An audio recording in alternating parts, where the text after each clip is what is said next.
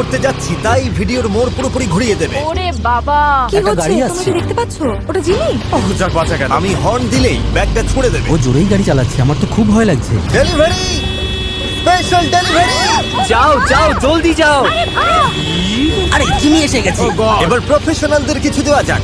মনে হচ্ছে ওটা জিমির টুপি। আরে ওটা কি? হ্যাঁ ওদের কাছে এক বস্তা খাবার আছে। এই কেমন আছো?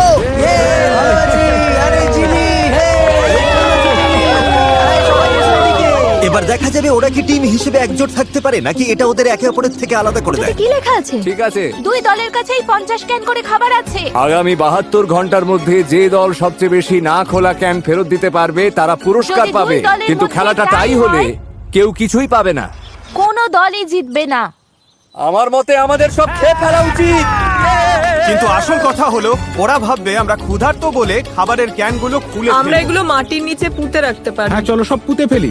আমাদের ডিসিপ্লিনড হতে হবে, কেউ খাবারে হাত দেবে না, কেউ চালাকি করবে না। শোনো সবাই, আমরা ওগুলোতে হাত দেব না, কারণ আগামী 72 ঘন্টা চলার মতো যথেষ্ট খাবার আমাদের আছে। একটা অন্তত পেতে পারি। একদম না। আমরা ক্যানগুলো জঙ্গলে লুকিয়ে রাখছি যাতে আমাদের মধ্যে মাত্র কয়েকজনই সেগুলো নাগাল পায়। খাবার আর মাছ ধরার অবস্থা নিয়ে আমি খুব দুশ্চিন্তায় আছি। আমার মনে হয় আমাদের শুধু ধৈর্য ধরতে হবে। কি হবে, আজ কি অনেকে চলে যাবে?